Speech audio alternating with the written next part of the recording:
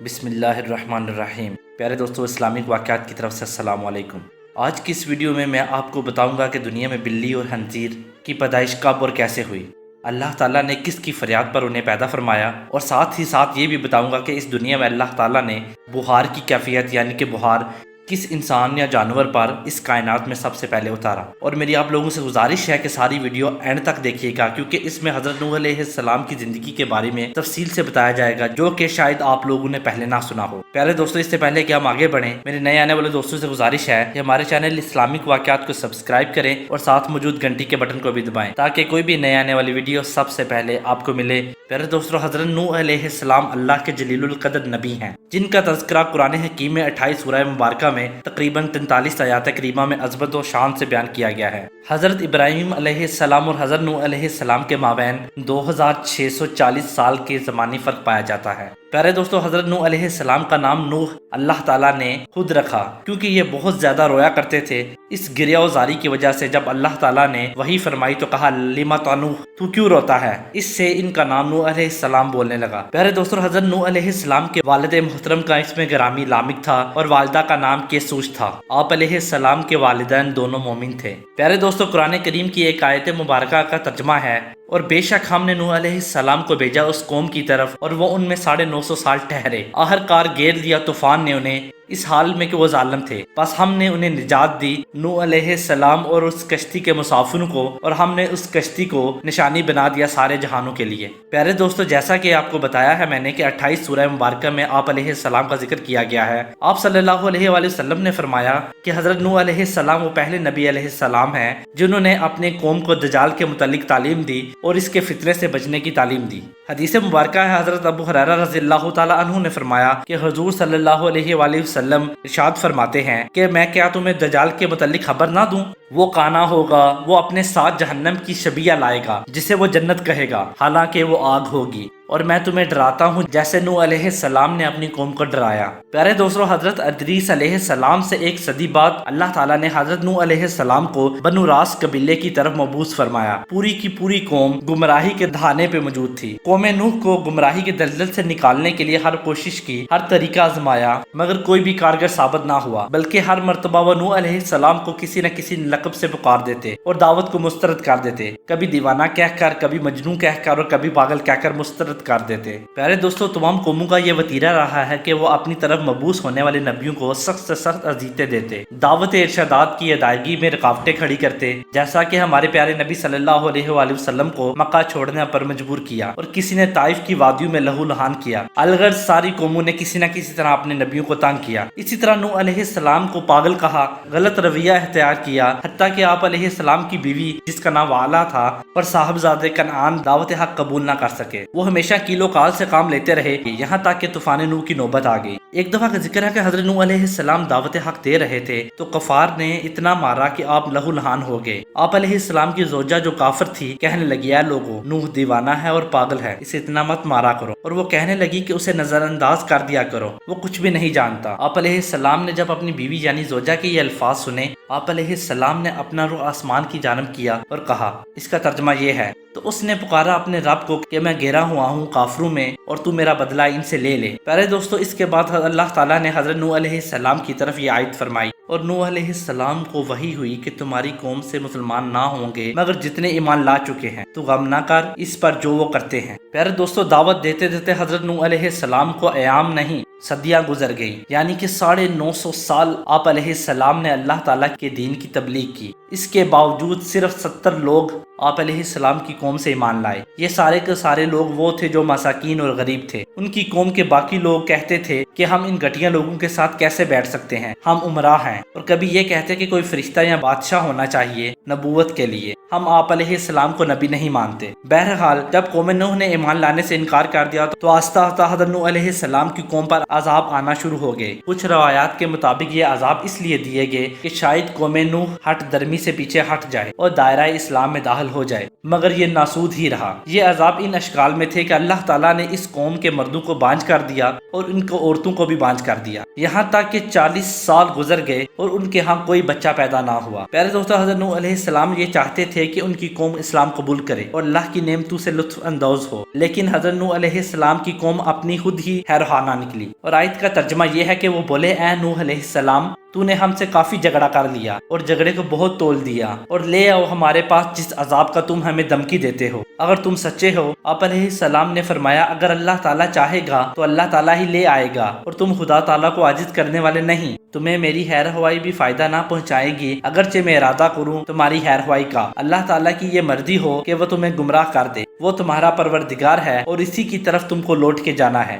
پیارے دوستو، پھر اللہ تعالیٰ نے حضرت نوح علیہ السلام کی دعا کو شرف قبولیت عطا کی اور کہا، اے نوح علیہ السلام، حفظ و ما تقدم کے طور پر اب تم ایک کشتی تیار کر لو جس میں تم اور اہل ایمان خدا کی توفیق سے عذاب سے محفوظ رہیں۔ ارشاد باری ہے، اور بنائے ایک کشتی ہماری آنکھوں کے سامنے، اور نہ بات کیجیے مجھ سے ان لوگوں کے بارے میں جنہوں نے ظلم کیا، اور وہ ضرور غرق کر دیے جائیں گے۔ پیارے دوستو، پھر اللہ تعالیٰ نے حضرت نوح علیہ السلام کو کشتی کی تیاری کا حکم دیا تو آپ علیہ السلام نے پوچھا، اے میرے مالک، مجھے کشتی بنانی نہیں آتی۔ ایک روایت میں آتا ہے کہ حضرت عبداللہ بن عباس رضی اللہ تعالیٰ عنہ بیان کرتے ہیں کہ جب کشتی بنانے کا حکم ملا تو حضرت نوح علیہ السلام نے کہا، اے میرے مالک، لکڑی کہاں ہے؟ تو اللہ تعالیٰ نے فرمایا، درخت لگاؤ۔ چنانچہ آپ علیہ السلام نے 20 سال تک سوگوار کا درخت لگایا۔ پھر جب آپ علیہ السلام نے درخت کو مکمل حالت میں پایا تو اللہ تعالیٰ نے حکم سے اس کی کٹائی شروع کی، اسے خشک کیا۔ عرض کیا، میں یہ کیسے بناؤں؟ تو اللہ تعالیٰ نے آپ علیہ السلام کی طرف وحی کی کہ کشتی کا اگلا حصہ مرغ کے سر کی طرح بناؤ،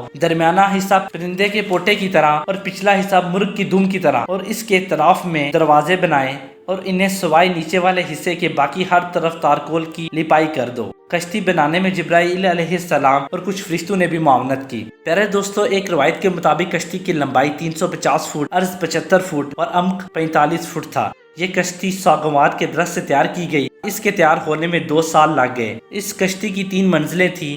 پہلی منزل میں وحشی جانور اور درندے، دوسری منزل میں پالتو جانور، اور سب سے اوپر والی منزل میں حضرت نوح علیہ السلام اور ان کے ساتھ مسلمان سوار تھے، اور ساتھ کھانے پینے کا سامان تھا۔ اور جب آپ علیہ السلام نے اللہ کے حکم سے کشتی کی تیاری شروع کی تو قوم نوح کے سردار ان کا تمسخر اڑانے لگے، تو یہ کیسا آدمی ہے، کل تک دعوی نبوت کرتا تھا اور خدائی پیغام لانے کا دعوے دار تھا، اور کہتا تھا کہ میں خدا تعالیٰ کا نبی ہوں، مجھ پر وحی اترتی ہے اور میں تمہارے لیے یہ ہدایت لایا ہوں، آج یہ بڑی کا کام کر رہا ہے۔ پیارے دوستو، جیسا کہ میں پہلے بھی بتا چکا ہوں کہ ایمان لانے والوں کی تعداد بہت کم تھی۔ اس میں حضرت نوح علیہ السلام خود اور ان کے خاندان کے 8 افراد شامل تھے، جن میں ان کی زوجہ اور 3 صاحبزادے سام، خام اور یافس، اور ان کے 3 بیویاں شامل تھیں، اور مرد اور خواتین کی تعداد برابر تھی۔ حضرت نوح علیہ السلام نے اپنی لونڈی سے کہا، اور جب تمہیں تیور سے پانی یعنی کہ زمین کی سطح سے پانی ابلتا ہوا نظر آئے تو تم مجھے خبردار کرنا، جیسا کہ اللہ تعالیٰ قرآن مجید میں فرماتے ہیں کہ حضرت نوح علیہ السلام اور ان کے رب کے درمیان عذاب کی علامت قرار دیا گیا تھا کہ جب آپ تیور سے پانی ابلتے دیکھیں تو اس میں یعنی کشتی میں ہر جنس کے 2 جوڑے سوار کر لینا۔ پیارے دوستو، تیور سے مراد زمین کی سطح ہے۔ پیارے دوستو، جب آپ علیہ السلام نے سارے لوگوں کو کشتی میں سوار کر لیا تو اب باقی دوسری مخلوقات کی باری تھی۔ اب باری آتی ہے حیوانات اور پالتو جانوروں کی۔ اس کشتی میں ہر جنس کے 2 جوڑے سوار کیے گئے۔ ایک روایت کے مطابق سب سے پہلے طوطا داخل ہوا اور آخر میں گدھا داخل ہوا۔ حضرت عبداللہ بن عباس رضی اللہ تعالی عنہ سے روایت ہے کہ رسول اللہ صلی اللہ علیہ وآلہ وسلم نے فرمایا، سب سے پہلے طوطا اور سب سے آخر میں گدھا سوار ہوا، تو جب گدھا سوار ہونے لگا تو اس کا اگلا حصہ کشتی میں داخل ہو گیا، مگر پچھلا حصہ وہ اٹھا نہ سکا کیونکہ اس کی دم کے ساتھ شیطان لٹکا ہوا تھا۔ حضرت نوح علیہ السلام نے اسے ہنکارا مگر پھر بھی وہ داخل نہ ہو سکا۔ پھر حضرت نوح علیہ السلام نے یہ کلمہ ادا کیا، ہاں تیرے ساتھ کوئی شیطان ہی کیوں نہ داخل ہو، تو کشتی میں داخل ہو جا۔ تو یہ کہنا تھا تو گدھا کشتی میں داخل ہو گیا۔ حضرت نوح علیہ السلام نے شیطان کو جب دیکھا تو فرمایا، اے خدا کے دشمن، تجھے کس نے داخل کیا ہے؟ تو وہ کہنے لگا، آپ نے ہی تو کہا ہے کہ تو داخل ہو جا، ہاں تیرے ساتھ شیطان ہی کیوں نہ ہو، تو اب آپ مجھے نہیں نکال سکتے۔ کیونکہ حضرت نوح علیہ السلام کے ہر جنس کے 2 جوڑے سوار کرنے تھے۔ جانوروں میں شاطر اور خونخوار جانور بھی تھے جن پر قابو پانا آسان نہ تھا۔ شیر جیسا خونخوار جانور بھی موجود تھا۔ جب آپ علیہ السلام کو مشکل پیش آئی تو آپ علیہ السلام نے اللہ تعالیٰ سے عرض کی، اے رب کریم، میں اسے کیسے سوار کروں؟ تو اللہ تعالیٰ نے حضرت جبرائیل علیہ السلام کو وحی دے کر بھیجا۔ آپ علیہ السلام نے انہیں اکٹھا کیا اور جوڑے پر ہاتھ مارتے گئے، دائیں طرف مذکر اور بائیں طرف مؤنث، اس طرح سارے جانور سوار ہو گئے۔ جب حضرت نوح علیہ السلام نے تمام جانوروں کو کشتی میں سوار کر لیا تو ان میں پالتو جانور بھی موجود تھے جو کہ انسانوں سے مانوس تھے، اور خونخوار جانور بھی تھے۔ تو آپ علیہ السلام نے عرض کیا اے میرے مالک میں شیر اور بکری کو کیسے اکٹھا کروں؟ اللہ تعالیٰ نے فرمایا اے نوح علیہ السلام ان کے درمیان عداوت کس نے ڈالی؟ تو آپ علیہ السلام نے فرمایا بے شک میرے رب نے۔ تو اللہ تعالیٰ نے فرمایا کہ بے شک میں ان کے درمیان الفت بھی ڈال دوں گا، وہ آپس میں ایک دوسرے کو نقصان نہیں پہنچائیں گے۔ اور اس کے علاوہ پیارے دوستو ایک بچھو آیا، آپ علیہ السلام سے کہنے لگا مجھے بھی اپنے ساتھ سوار کر لیجئے۔ تو آپ علیہ السلام نے کہا نہیں، تم لوگوں کو اذیت پہنچاؤ گے۔